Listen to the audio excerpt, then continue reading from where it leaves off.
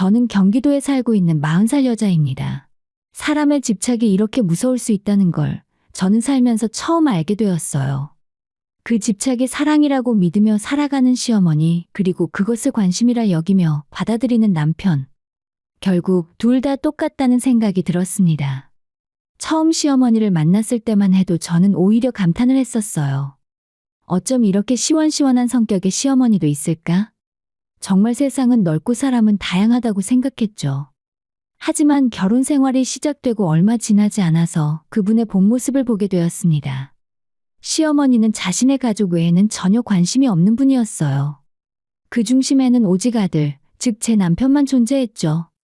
사실 남편도 별반 다르지 않았습니다. 결혼한 뒤 거의 매일같이 저희 집을 찾던 시어머니는 어느 날 이런 말씀을 하셨어요. 너는 돈이 썩어나냐? 이게 다 우리 아들이 뼈 빠지게 벌어온 돈으로 산 거 아니야? 저 역시 일하고 돈을 벌고 있었지만 시어머니 앞에서는 늘 이런 말을 들어야 했습니다. 시댁에 가면 남편은 마치 시어머니의 전부인 듯 행동했어요. 시어머니가 맛있는 음식을 만들거나 행동하는 모든 이유가 전적으로 남편 때문이라는 느낌이 들 정도였습니다. 그러던 어느 날 시어머니는 자신의 과거 이야기를 들려주셨습니다. 시아버지와 결혼 후에 아이가 생기지 않아 시할머니에게 이혼하라는 말까지 들었고 매일이 눈물바람이었다고 했어요. 그러다 어렵사리 3년 만에 아이가 생겼는데 그 아이가 바로 제 남편이었습니다. 어쩌면 그래서 남편이 시어머니의 전부가 되었는지도 모르겠더라고요. 저는 20대 후반 평범한 직장인이던 남편을 소개받아 처음 만났습니다. 첫인상도 좋았고 무엇보다 소개해준 지인이 정말 성품이 괜찮은 사람이라며 믿음을 주었어요. 실제로 남편은 연애 기간 내내 다정하고 무엇보다 자신의 잘못을 인정할 줄 아는 사람이었기에 저는 이 사람이라면 괜찮겠다 싶어 결혼을 생각하게 되었습니다. 결혼 전에 남편의 가정사도 듣게 되었어요. 시부모님은 남편이 9살 때 이혼하셨고 이후 아버지와 살다가 고등학생 무렵부터 어머니와 함께 살았다고 했습니다. 형제도 없고 외아들이라 시어머니와의 사이가 각별할 것으로 예상됐지만 저는 이런 배경이 결혼의 장애가 되리라고는 생각지 않았어요. 결혼 전 시어머니에 대한 이야기를 들었을 때 남편은 이렇게 말했습니다. 우리 엄마는 되게 쿨해. 결혼만 하면 우리 집에 오지도 않으실 거야. 원래도 본인 인생 사시느라 바쁘시거든. 실제로 인사를 갔을 때 시어머니도 같은 말씀을 하시더라고요. 너희들 결혼하면 홀가분하게 나 혼자 놀러 다니면서 살 거야. 그리고 아버지는 신경 쓰지 마. 따로 인사할 필요도 없어. 말씀은 거침없었지만 그 자리에서는 저를 나름대로 배려하려 노력하시는 것 같았습니다. 저를 어려워하시고 말 한마디 한마디 조심하셨죠. 심지어 이런 며느리를 데려온 것만 해도 고맙다고까지 말씀하셨습니다. 상견례 자리에서 저희 부모님도 시어머니를 보고 성격 좋으시다고 하셨고 그렇게 저희는 즐겁게 결혼 준비를 할 수 있었어요. 그리고 결혼 후에도 신혼의 시간은 너무나 평화로웠습니다. 시어머니는 실제로 신혼집에 거의 오시지 않았고 연락도 거의 없었기 때문에 정말 쿨하신 분이구나 싶었죠. 그래서 가끔 저희가 시어머니를 친정으로 초대해서 식사를 함께 했는데 그때는 시어머니도 기쁘게 응해주셨습니다. 이렇게 결혼하고도 부모와 잘 지내는 집은 처음 봐. 라며 즐거워하셨죠. 아들이 나가서 혼자 살면 외롭고 허전할 줄 알았는데 너무 좋다고 하실 정도였습니다. 그 모습에 저희는 더욱 안심했고 행복했어요. 하지만 이 평화는 오래가지 않았습니다. 결혼하고 2년쯤 지났을 무렵 시어머니는 제가 매일 연락하길 원하셨습니다. 그동안 연락 따위 없어도 상관없다며 쿨하게 지내셨던 분이었기에 당황스러웠죠. 남편이 가끔 안부 전화를 드리긴 했지만 시어머니는 그것으로 만족하지 않으셨습니다. 며느리랑도 서로 안부는 묻고 살아야지. 웬만하면 매일 전화 좀 해줘. 그 순간부터 저는 알게 되었습니다. 홀가분하다고 하셨던 그 말이 사실은 그렇게 단순한 뜻만은 아니었다는 것을요. 처음에는 정말 자유롭게 사는 듯 보였지만 시간이 지날수록 점점 더 우리 곁으로 다가오셨습니다. 아들을 향한 사랑이라는 이름의 집착은 그렇게 조금씩 드러나기 시작하더라고요. 그때까진 별일 아니라고 생각했습니다. 어머님이 보고 싶다며 전화를 달라고 하신 것도 제 목소리를 듣고 싶어 하시는 것도 그저 외로움에서 비롯된 것이라고 여겼죠. 어머님은 혼자 사시는 분이고 아무리 쿨한 척 하셔도 사람 마음이란 게 다 그렇겠거니 했습니다. 그래서 저는 출근 후 점심시간에 혹은 주말 아침마다 어머님께 안부 전화를 드렸어요. 제가 잊어버리거나 바쁠 때는 남편이 대신 드리기도 했죠.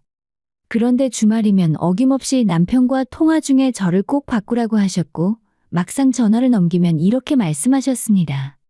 네, 어머님, 전화 바꿨어요. 너희들 아침은 먹었니? 네, 조금 전에 먹고 이제 치우고 있어요. 그래. 앞으로 안부 전화는 우리 아들 시키지 말고 네가 직접 해라. 처음엔 장난처럼 들리던 이 말이 점점 무언의 압박처럼 느껴졌습니다. 전화를 못 드리는 날이면 어머님은 기분 나빠하셨고 저뿐만 아니라 남편에게도 같은 반응을 보이셨어요. 남편은 말했습니다. 자기가 좀 이해해줘. 우리 엄마 원래 이런 분 아닌데 혼자 사시다 보니 적적하신가 봐. 내가 중간에서 잘할게. 그 말을 듣고 저도 마음을 다잡았어요. 어머님도 하나뿐인 아들 장가 보내고 외롭고 적적해서 그러신 거겠지. 그 정도는 이해할 수 있다고 생각했으니까요. 하지만 진짜 어머님의 모습을 본 날은 뜻밖에도 장을 보러 간 시장에서였습니다. 그날은 남편이 약속이 있었고 어머님이 장 보러 같이 가자고 하셔서 오랜만에 기분 좋은 마음으로 시댁에 들렀습니다. 처음엔 마트에 가겠거니 했는데 어머님은 단호하게 말씀하셨죠. 시장 가자. 마트는 괜히 비싸기만 하지 뭐. 그래서 저희는 버스를 타고 5정거장을 지나 큰 재래시장에 도착했습니다. 어렸을 적 친정엄마와 함께 장 보던 기억이 떠오르면서 저도 괜히 기분이 좋아졌어요. 어머님은 저에게 시장이 훨씬 알차다고 하시며 앞으로는 너도 마트 가지 말고 시장 가라. 라고 조언하셨습니다. 시장은 좋은데 집 근처엔 없어서요. 라며 웃으며 대답하자 어머님은 신혼집을 잘못 얻었네. 애초에 신혼집은 시댁 근처로 했어야지. 라고 말씀하셨습니다. 그때는 그냥 흘려들었지만 어머님의 말씀 안에는 뼈가 있었죠. 시장 안을 걷던 중 한 채소 가게 앞에서 시금치와 브로콜리를 고르시던 어머님은 가게 주인에게 가격을 깎아달라고 하셨습니다. 하지만 사장님은 단호하더라고요. 그 가격으로는 안 됩니다. 마음에 안 드시면 다른 데 가세요. 사실 제가 보기에도 어머님이 지나치게 낮은 가격을 부르신 터라 사장님의 반응은 무리가 아니었습니다. 하지만 어머님은 그 말에 격분하셨고 이내 목소리를 높이며 화를 내셨습니다. 내가 이것 떼오는 가격도 뻔히 아는데 좀 더 깎아줘요. 알면 더 잘 아시겠네요. 그 가격으로는 절대 못 팝니다. 손님한테 이런 식으로 말해도 되는 거야? 어디서 장사를 그렇게 해? 내가 여기 다시는 안 온다. 결국 어머님은 가게 앞에서 소리를 지르고 심지어 침까지 뱉으며 자리를 떴습니다. 그 모습을 보고 저도 모르게 얼굴이 화끈거렸고 사람들의 시선에 몸둘 바를 몰랐어요. 어머님은 제 손을 잡고는 크게 말씀하셨죠.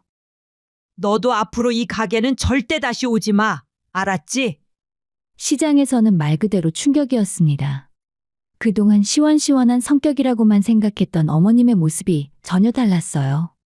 장을 다 보고 시댁으로 돌아와서도 어머님은 속이 상하신 듯 재수 없어서 그런가? 속이 탄다. 속이 타. 라고 하시며 얼음물을 청하셨습니다. 그날 저녁도 함께 먹고 가라고 하셨지만 저는 불편한 마음에 집에 가겠다고 말씀드리고 돌아왔어요. 그리고 남편에게도 그날 있었던 일을 조심스레 이야기했죠. 우리 엄마가 그랬어? 정말? 그럴 리가 없는데. 엄마는 밖에선 항상 예의 바르신 분인데. 남편은 살면서 그런 어머님의 모습을 본 적이 없다고 했습니다. 하지만 저는 그 장면이 쉽게 잊히지 않았어요. 아무리 속상하고 화가 나더라도 그런 행동은 쉽게 할 수 있는 게 아니니까요. 그날 이후로는 어머님의 격한 모습을 당분간 볼 수 없었습니다. 다시 평온한 날이 이어지는 듯했죠. 그러던 중 명절을 앞두고 저희는 시댁에 찾아갔습니다. 온 가족이 모여 음식 준비를 하고 잠시 쉬는 시간에 일이 벌어졌어요.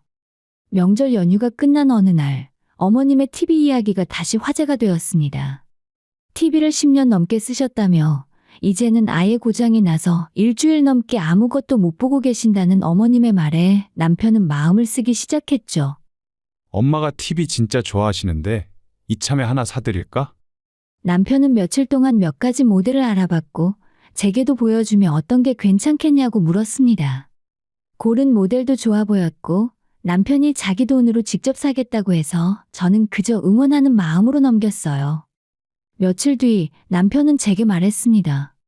당신이 카드 결제 좀 대신해줘. 내가 가진 카드로는 할인이 안 되더라고. 결제만 해줘. 돈은 내가 줄게. 저는 알겠다고 했습니다. 그리고 얼마 후 TV는 도착했고 어머님은 정말 어린아이처럼 좋아하셨어요. 아니, 나 혼자 보는데 이렇게 큰 건 필요도 없는데 역시 우리 아들이 최고야. 내가 살면서 제일 잘한 건 우리 아들 낳은 거야. 그렇게 좋아하시는 모습에 저도 괜히 흐뭇했습니다. 하지만 기쁨도 잠시, 그때쯤 갑자기 바빠진 업무에 저의 몸은 금세 신호를 보내기 시작했어요. 승진 이후 야근도 많아졌고 결국엔 몸살이 찾아왔죠. 오랜만에 주말에 쉬게 되어 다행이라 생각했지만 몸이 너무 아파서 하루 종일 누워 있어야 했습니다. 그날 남편은 친구들과 약속이 있던 날이었어요. 제가 아프다는 걸 알고 약속을 취소하지는 않았지만 대신 약도 나가기 전에 사다 주고 죽도 챙겨주는 등 최선을 다해 도와주었습니다. 그 마음이 고마웠고 그래서 신경 쓰지 말고 다녀오라고 말했죠. 그런데 그날 아무런 연락도 없이 시어머니가 불쑥 찾아오셨습니다. 남편은 주방에서 설거지를 하고 있었고 저는 약을 먹고 방에서 막 누워있던 참이었어요. 어머님은 고무장갑을 낀 남편의 모습을 보고 표정이 굳으셨죠. 아니, 너 지금 뭐 하냐? 며느리는 뭐 하고 네가 설거지를 해? 갑자기 역정을 내는 어머님을 보고 남편이 차분히 설명했습니다. 와이프가 아파서 그래요. 몸살이 좀 심해서 지금 방금 막 약 먹고 누웠어요. 하지만 어머님은 못마땅하신 듯 굳이 방문을 열고 제게도 따지듯 물으셨습니다. 너는 지금 몇 시인데 여태 자고 있냐? 다 큰 어른이 자기 몸 하나 관리도 못해서 아픈 거야. 저는 설명할 기운도 없이 그저 가만히 있을 수밖에 없었습니다. 그런데 어머님은 남편에게서 고무장갑을 빼서 끼시더니 앞치마를 두르고 설거지를 하기 시작하셨어요. 그 모습을 보는데 저는 이상하게 마음이 불편했습니다. 고마워야 하는 게 맞는 건데 뭔가 잘못된 기류가 흐르고 있다는 생각이 들었습니다. 주말인데 약속도 없어? 있었는데 와이프가 아파서 아직 나가지 않았어요. 그럼 얼른 나가봐. 사람 아프다고 멀쩡한 사람까지 집에 붙잡아 둘 순 없잖아. 어머님의 말에 남편은 한참 망설이다가 결국 아무 말 없이 외투를 챙기고 나가버렸어요. 저는 혼자 누운 채 거실 텔레비전 소리를 들으며 억지로 잠을 청해보려 했지만 TV 소리는 너무 컸고 머리는 무거웠습니다. 그때 어머님이 안방문을 벌컥 열고 들어오셨어요. 넌 누워서 핸드폰이나 하고 있냐? 적어도 시어미가 와 있으면 식사는 하셨냐고 물어보는 게 먼저 아니냐? 저는 조용히 말씀드렸습니다. 약 먹고 자려던 참인데 거실 TV 소리에 깼어요. 그랬더니 어머님은 냉소 섞인 목소리로 말씀하셨습니다. 이 정도 소리에 잠이 깰 정도면 대체 어떻게 자냐? 사람은 푹 자야지. 네가 이렇게 예민하게 자면 우리 아들이 옆에서 피곤하잖아. 몸도 아프고 마음까지 상했던 저는 결국 말을 해버렸어요. 어머님, 저 이제 좀 괜찮으니까 그만 가보셔도 괜찮을 것 같아요. 하지만 어머님은 단호하셨습니다. 무슨 소리야? 내 아들 들어오는 거 보고 갈 거야. 늦으면 저녁 먹고 아예 잠까지 자고 가지 뭐. 결국 저녁이 다가오자 어머님은 저에게 저녁 준비를 하라 하셨고 저는 다시 정중히 말씀드렸습니다. 제가 몸살이 심하게 와서요. 저녁은 좀 힘들어요. 그래, 아픈 며느리 대신 내가 해야지 뭐. 결국 어머님은 남편이 돌아올 때까지 거실에서 TV를 보며 기다리셨고 밤 12시가 넘은 시간 술에 취해 돌아온 남편을 반기셨습니다. 그리고 정말 저희 집에서 하루를 보낸 뒤에 다음날 점심까지 계셨어요. 주방에서 북엇국을 끓이시며 하시는 말씀이 귀에 박혔습니다. 며느리가 아프다더니 우리 아들은 밥도 못 얻어 먹겠네. 남편은 아무런 말 없이 어머님이 차려주는 밥을 먹고 숙취가 심한지 오후 내내 낮잠을 잤습니다. 저는 몸은 조금 나아졌지만 마음은 더 지쳤어요. 약도 죽도 혼자 챙겨 먹고 시어머니는 제 몸 상태에 대한 관심보다는 남편의 끼니에 더 집중하고 계셨으니까요. 그래서 그날 밤 남편에게 조심스레 말했습니다. 나 어제 조금 속상했어. 남편은 제 이야기를 한참 듣더니 고개를 끄덕였습니다. 미안해. 당신 불편할 걸 전혀 생각 못했어. 엄마가 나보다 더 잘 챙겨주실 줄 알았지. 앞으로는 내가 더 신경 쓸게. 진짜 미안해.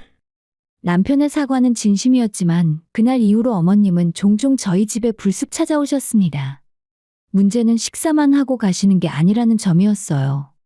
냉장고를 열어보고 청소 상태를 점검하시고 굳이 말을 하지 않아도 될 부분까지 하나하나 지적하셨습니다.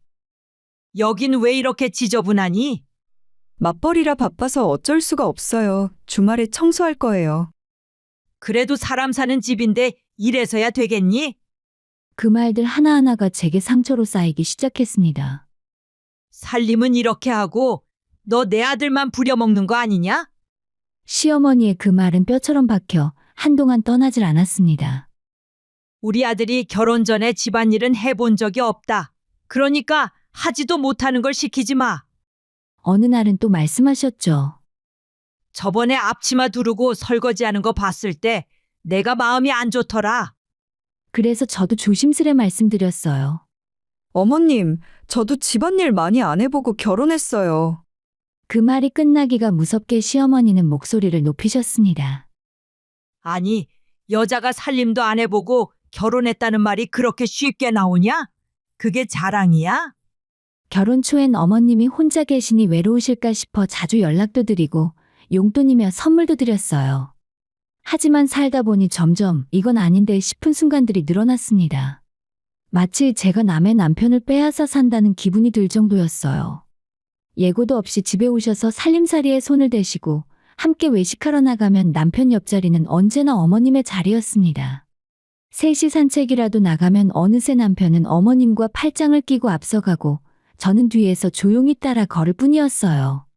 처음엔 아들밖에 없는 어머님이니까 하고 이해하려 했지만 그게 반복되니 마음속에 쌓이기 시작했습니다. 남편도 처음엔 제 말을 듣고 노력하겠다고 했지만 시어머니가 오시는 날이면 어느새 이렇게 말하곤 했어요. 내가 남자라서 잘 못하는 거야. 엄마가 편하게 해주니까 그래. 그리고는 말끝마다 우리 엄마는 그렇게 안 했는데. 라며 비교하기까지 했습니다. 그러다 보니 남편과의 다툼이 일상이 되어버렸습니다. 그 와중에도 시어머니가 가장 민감하게 여긴 건 돈이었어요. 그 중에서도 자기 아들이 버는 돈을 훨씬 중요하게 생각하시더라고요. 아이러니하게도 저 역시 회사에 다니며 수입이 있었고 사실 연봉으로만 보면 남편보다 높았습니다. 저희 부부는 공동생활비 외에는 각자 관리하는 시스템이었지만 시어머니는 그런 걸 중요하게 여기지 않으셨어요. 어머님은 종종 예고 없이 들이닥치셨고 오시면 냉장고부터 서랍까지 열어보셨습니다. 심지어 개인 서류가 든 서랍까지 열어보신 적도 있었죠. 도저히 안 되겠다 싶어 조심스럽게 말씀드렸습니다. 어머님, 집에 자주 오시는 건 괜찮지만 연락 없이 오시거나 여기저기 열어보시는 건 좀 조심해 주셨으면 해요. 하지만 어머님은 웃으시며 단호하게 말씀하셨습니다. 왜? 나한테 보여주면 안 될 거라도 있니? 난 내가 하고 싶은 대로 하고 살 거야. 남편에게 얘기하면 어머님은 그때뿐 남편 앞에서는 알겠어. 하고 웃으셨지만 고쳐지지는 않았어요. 나중엔 남편조차 이해하고 넘어가자고 했습니다. 그러던 어느 날 또다시 불쑥 들어오신 어머님이 안방문을 열고 들어오셨고 화장대 위에 놓인 가방을 발견하셨습니다. 신혼여행을 앞두고 면세점에서 산 유일한 명품백이었죠. 작은 사이즈에 아주 비싼 건 아니지만 로고가 박혀 있어 명품인 건 누구나 알 수 있었습니다. 그날은 전날 모임이 있어 가지고 나갔다가 잠시 올려둔 것이었는데 어머님은 보자마자 따지듯 말씀하셨습니다. 너 이게 뭐야? 돈이 얼마나 썩어났길래 이런 걸 사? 제 돈으로 샀어요. 남편 돈 아니에요. 그래, 진짜로? 그렇게 말은 하셨지만 믿지 못하는 눈빛이었습니다. 남편은 옆에 있었지만 아무런 반응도 하지 않았습니다. 저를 위한 변호도 어떠한 해명도 없었습니다. 저는 그 순간 깨달았어요. 내가 아무리 노력해도 나는 어머님이 원하는 좋은 며느리가 아니란 걸요. 어머님이 원한 며느리는 말 잘 듣고 조용히 따르고 본인과 아들에게 순종하는 여자였던 것 같습니다. 그날도 어머님은 식사 준비에 손을 대시며 이렇게 말씀하시더라고요. 내가 사고 싶은 게 있는데 돈 좀 보내라. 용돈 준 지 일주일밖에 안 됐는데 다 썼다. 저희는 매달 소소하게 용돈을 드리고 있었고 특별히 그 돈을 아까워하진 않았습니다. 하지만 일주일 만에 또 돈을 요구하신 건 무리라는 생각이 들어 조심스럽게 말씀드렸어요. 어머님, 저희도 매달 지출 계획이 있어서요. 다음번에 드릴게요. 그 자리에서는 조용히 넘어가셨지만 문제는 그 다음 날부터였습니다. 어머님은 꼭 저에게 전화를 거셨고 그 전화는 항상 감정의 쓰레기통이 되곤 했습니다. 회사에서도 이렇게 스트레스를 받지 않는데 시어머니의 전화는 점점 저를 지치게 만들었어요. 게다가 기댈 수 있다고 생각했던 남편마저 어느 순간 제 편이 아니라는 생각이 들기 시작했죠. 그리고 결국 결정적인 사건이 터졌습니다. 남편이 몰래 투자를 하다가 큰돈을 날렸다는 사실을 알게 된 겁니다. 그 또한 저에겐 말도 없이 진행했던 일이었죠. 각자 수입을 관리한다고는 하지만 저는 언제나 남편에게 쓸 돈은 공유했고 상의했습니다. 하지만 그는 그저 혼자 판단하고 혼자 결정하더라고요. 우연히 남편이 잠시 자리를 비운 사이 컴퓨터를 쓰려고 작은 방에 들어갔고 그곳에서 켜진 모니터엔 주식 창이 떠 있었습니다. 금액을 확인하고 순간 숨이 턱 막혔어요. 남편이 주식으로 굴리고 있는 금액은 결코 적은 돈이 아니었습니다. 거의 몇 년치 저축에 해당하는 금액이 이미 허공으로 날아가 있더라고요. 남편이 돌아왔을 때 주식에 대해 제가 묻자 처음엔 더듬거리더니 이내 갑자기 목소리를 높였습니다. 내가 내 돈으로 투자한다는데 네가 왜 그래? 네가 나한테 무슨 돈 보태줬냐? 남편의 그 한마디는 제 모든 상식을 뒤흔들었어요. 부부라는 게 비록 통장을 합치지 않더라도 서로 큰돈을 쓸 때는 말 한마디쯤은 주고받아야 하는 것 아닌가요? 그날은 저희가 결혼한 이후 가장 심하게 다툰 날이었습니다. 감정은 걷잡을 수 없이 커졌고 싸움 끝에 남편은 더는 숨기지도 않았어요. 앞으로 내가 번 돈 어디에 어떻게 쓰든 너는 신경 꺼. 주식을 한다는 사실보다도 그 말투와 태도, 그리고 부부라는 관계를 무시한 그 마음이 저를 무너뜨렸습니다. 결혼 후에 생활비에서 시댁 용돈도 챙겼고 처음엔 친정에도 똑같이 드렸어요. 하지만 친정 부모님은 아직은 받기 싫다며 제가 드린 용돈을 돌려보내셨고 결국 시댁에만 용돈을 드리게 되었습니다.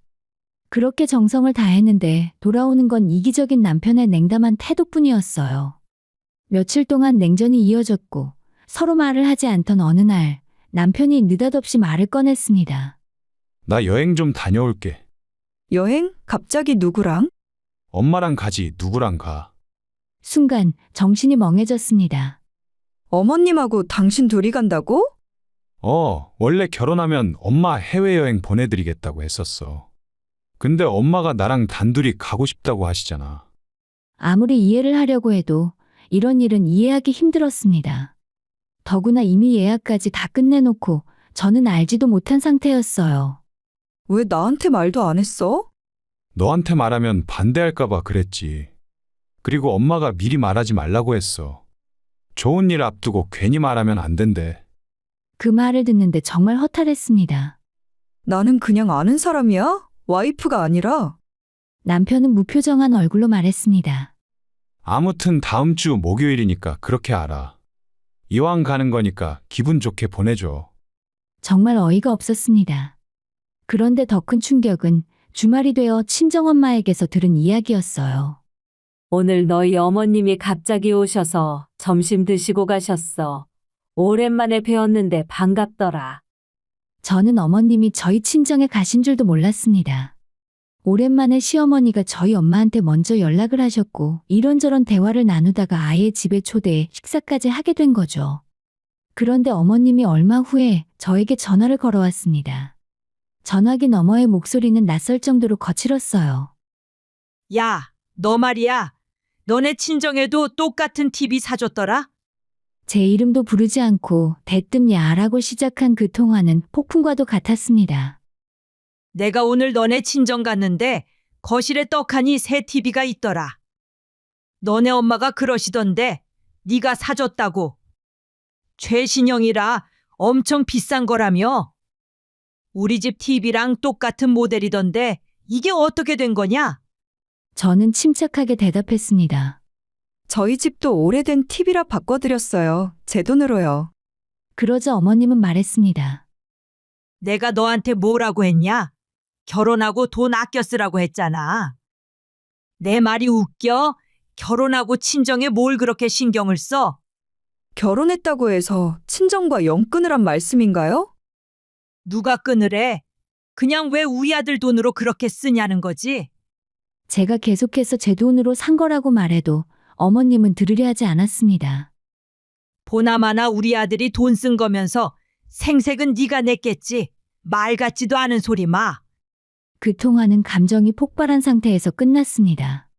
끊기 직전 어머님이 한 마지막 말은 분노를 넘어 혐오로 느껴질 만큼 충격적이었어요. 다음에 너네 친정에 가서 그 TV가 또 보이면 그땐 내가 가져올 거야. 우리 아들 돈으로 산 거니까 그건 내 거야. 알겠니? 그날 핸드폰을 내려놓고 한참을 멍하니 있었습니다. 분명 내 돈으로 산 물건이었고 그리고 당연히 해드릴 수 있는 효도였는데 시어머니에게는 본인의 아들 돈을 도둑질한 행위로 해석되었던 것입니다. 이쯤 되면 대화로 풀 수 있는 일이 아니라고 생각했어요. 저는 이미 완전히 지쳐 있었습니다. 남편과의 갈등은 여전했고 시어머니는 내 존재를 여전히 외부인처럼 대했고 거기에 무례함은 점점 심해졌어요. 점점 더 이 결혼의 의미가 무엇인지 혼란스러워졌습니다. 나는 정말 남편을 사랑해서 행복하게 살기 위해 결혼한 걸까? 아니면 그저 그들의 세상 속에 엑스트라로 살기 위해 끌려 들어간 것일까? 그리고 여행 전날에 남편은 콧노래까지 부르며 여행 가방을 챙겼습니다. 시어머니와 일본 여행을 떠난다는 그 사실이 저는 여전히 낯설고 받아들여지지 않았지만 굳이 아무런 말도 하지 않았어요.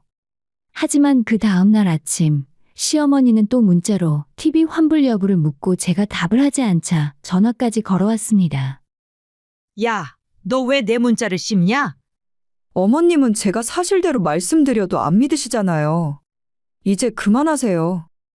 뭘 그만해? 너 이대로 얼렁뚱땅 넘어갈 줄 알지? 나 쉽게 보지 마라. 오늘 당장 환불해. 환불 영수증하고 네 돈으로 다시 산 내역을 준비해놔. 안 그러면 나도 가만 안 있어. 그 순간 저는 깨달았습니다. 이제는 내가 이기적으로 보여도 되겠다. 아니, 그렇게라도 해야 최소한의 내 인생을 지킬 수 있겠다 싶었죠. 그래서 저는 시어머니가 말한 대로 하기로 했습니다. 그녀의 말 그대로, 행동 그대로요. 남편과 시모가 일본으로 떠나 있는 3박 4일 동안 저는 조용히 계획을 실행했습니다. 시댁에 가서 제가 제 돈으로 마련한 모든 물건을 정리해 나왔습니다. 식탁, 소형 가전, 조명, 소파 덮개, 공기청정기, 그리고 거실 수납장까지. 하나하나 다 제가 마련한 것들이었습니다. 그리고 혹시나 도둑이 든 걸로 오해할까봐 저는 시어머니의 집에 정중한 메모 한 장을 남겼습니다. 어머님 말씀대로 친정은 친정, 시댁은 시댁이라 하셨으니 제 소유의 물건들은 제 공간으로 다시 가져가겠습니다. 이해해 주세요. 남편과 시어머니가 돌아온 날 예상대로 전화가 왔습니다. 야, 너 뭐 하는 거야? 미쳤어? 어머님 이 통화 녹음되고 있어요. 그래서? 네가 뭔데 우리 집 물건에 손대? 아들이 사준 거 다 어디 갔냐? 내 TV 어쨌냐고. 그건요, 어머님이 하라는 대로 한 것뿐이에요. 공항에서 시어머니를 모시고 시댁에 들렀다는 남편은 집안의 가구와 물건들이 하나같이 사라진 걸 보고 경악했다고 했습니다. 그리고 둘은 얼마 후에 저희 집으로 쳐들어왔어요. 시어머니는 들어오자마자 저를 붙잡고 소리를 질렀습니다. 야, 이거 사. 너 진짜 못됐다. 살다 너 같은 며느리 처음 본다. 왜 이러세요? 진정하세요. 그 모습을 보고도 남편은 시어머니를 말리지 않았습니다. 오히려 함께 고성을 지르더라고요. 내 물건 다 어디 갔어? 내놔. 너 남의 돈으로 막 쓰고 다녔잖아. 우리 엄마가 눈뜬 장님인 줄 알아? 그 순간 저는 남편의 손을 뿌리치고 어머님께 말했습니다. 어머님 정말 그렇게 생각하세요? 어머님이 그렇게 분명히 말씀하셨잖아요.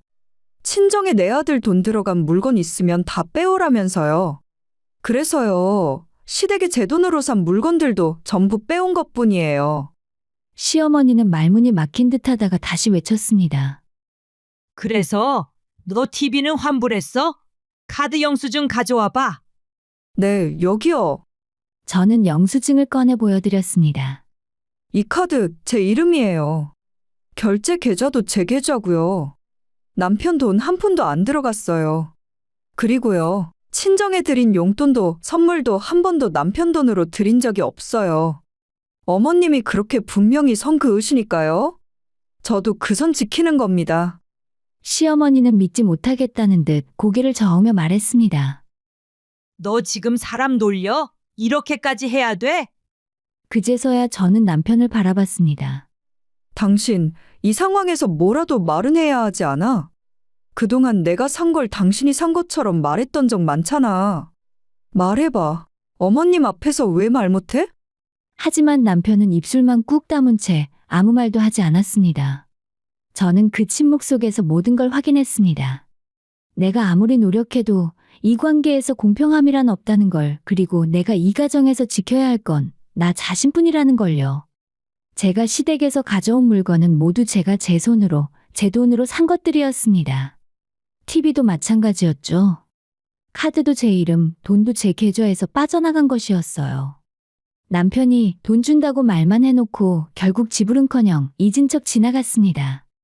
그래서 당당하게 말했어요. 앞으로는 어머님 아들이 버는 돈으로 행복하게 사세요. 근데 그 돈이 남는 줄 아세요?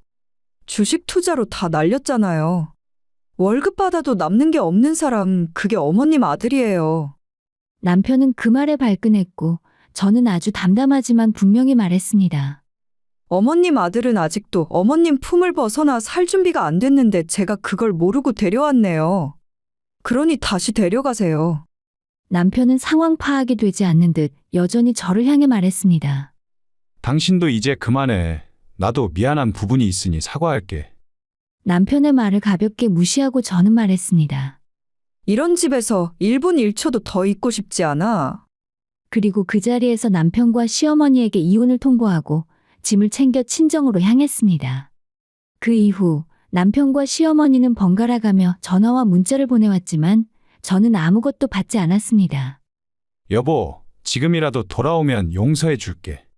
솔직히 내가 뭘 그렇게 잘못했어? 엄마도 이번 한 번은 봐주신대. 이런 문자에 제가 굳이 답해야 할 이유가 있었을까요?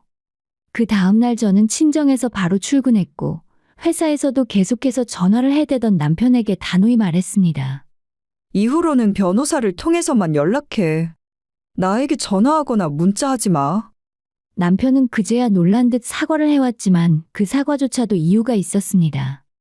왜냐하면 저는 단순한 이혼이 아니라 시어머니를 상대로 위자료 청구까지 했기 때문이에요. 그간의 막말과 모욕, 신체적인 접촉, 남편이 있을 때와 없을 때 다른 태도들을 하나도 빠짐없이 증거로 남겨두었고 그 증거들은 이제 이혼 소송의 무기가 되었죠. 시모는 성격상 자기가 언제 그랬냐고 발뺌할 사람이었기 때문에 저는 녹음 파일과 메시지, 아파트 CCTV까지 꼼꼼히 준비해 두었습니다. 그리고 그 모든 게 이 순간을 위해 쓰이게 된 것이었죠. 남편은 또 제게 말했습니다. 우리 엄마 안 불쌍하니? 이혼하고 나서 혼자 얼마나 마음고생했겠냐고. 난 그걸 옆에서 다 봤어. 참으로 기가 막혔어요. 아, 그래? 나도 묻고 싶네. 나는 안 불쌍했어? 이유도 없이 너네 엄마 분풀이 대상이었고 너 앞에선 가면 쓰고 나랑 단둘이 있을 땐 말도 안 되는 소리 하던 그 사람한테 당한 내가 안 불쌍해? 넌 지금도 그저 엄마가 불쌍하다는 말만 할 거야? 결국 저는 남편에게 마지막으로 통보했어요. 그럼 그렇게 불쌍한 어머님 네가 모시고 살아. 갖고 싶은 거 다 사드리고 용돈도 실컷 드려. 효도도 네가 다 해. 나한텐 더 이상 아무것도 요구하지 마. 그러고 나니 시어머니가 했던 말이 떠오르더라고요. 요즘 세상에 효도는 셀프다. 그래서 저는 시어머니가 원하는 대로 정확히 그 원칙을 지켜드렸습니다. 남편은 뒤늦게 전후 사정을 파악하고 오해가 있었던 것 같다며 얘기 좀 하자고 연락을 해왔지만 이미 돌이킬 수 없는 선을 넘은 상태였어요. 저는 이혼 소송과 함께 시어머니를 상대로 정식 위자료 청구를 했습니다. 그동안 남편이 정신을 차리기만 했다면 여기까지 오지 않았겠죠. 하지만 그는 끝까지 불쌍한 엄마 이야기만 해댔습니다. 얼마 후에 시어머니는 저를 찾아왔어요. 내가 살면서 우리 아들이 그렇게 서럽게 우는 건 처음 봤다. 그만큼 했으면 알아들었으니 이제 그만해라. 사실 너도 우리 아들 아니면 안 되는 거 아니었냐? 그래서 저는 코웃음을 치며 말했습니다. 누가 그런 헛소리를 해요? 저는 남편 없어도 잘 살아요.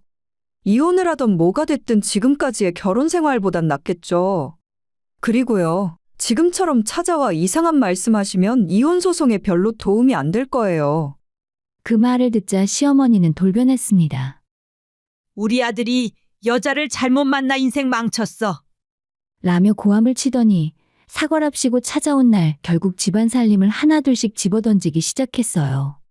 그 소란의 윗집과 앞집에서 경찰에 신고했고 시어머니는 결국 경찰의 손에 이끌려 나갔습니다. 경찰이 도착했을 때 시어머니는 며느리가 나를 이렇게 만들었다며 울부짖었고 소식을 듣고 도착한 전 남편은 어머님을 끌고 나가려 했지만 시어머니는 현관에 주저앉아 울며 억울하다고 외쳤습니다. 그렇게 제 결혼 생활은 끝이 났어요. 돌이켜보면 저는 단 한 번도 시어머니를 미워하지 않으려고 노력했습니다. 하지만 그녀가 저를 가족으로 받아들이지 않았고 남편도 그 사이에서 끝까지 제 편이 되어주지 않았다는 사실이 이 결혼을 끝내는 결정적인 이유였어요. 이제는 잘 알겠습니다. 상대가 내 사람일 수 없을 때는 그 자리를 스스로 걸어 나오는 용기도 필요하다는 걸요. 소동이 있고 몇 주 후에 남편은 위자료를 정식으로 보내왔습니다. 그것으로 저희는 법적으로도 완전히 끝이 나게 되었어요. 그 뒤로 오랫동안 그 집안 소식은 들려오지 않았습니다. 그러던 어느 날 저희를 처음 소개해줬던 지인을 통해서 아주 간접적으로 소식을 들을 수 있었어요. 너희 옛날 시어머님이 아직도 아들 명의로 신용카드 들고 다니신다더라. 돌아가는 상황도 모르고 백화점 다니고 홈쇼핑 돌리고 그래서 그런지 아들이랑도 자주 싸운대. 더 듣지 않아도 뻔했습니다. 달라진 건 아무것도 없다는 걸요. 저는 이제 그 모든 것에서 벗어나 제 삶에 집중하며 살고 있습니다.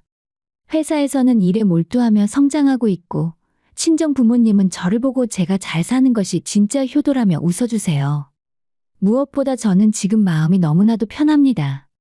힘들었던 그 시절, 매일 남편과 시어머니 눈치를 보며 살아야 했던 그 시간. 내가 나같지 않았던 모든 순간이 이제는 조금씩 흐려지고 있습니다. 이젠 부모님과도 더 많은 시간을 보내고 작은 것들에 감사하며 하루하루 저답게 살아보려고요.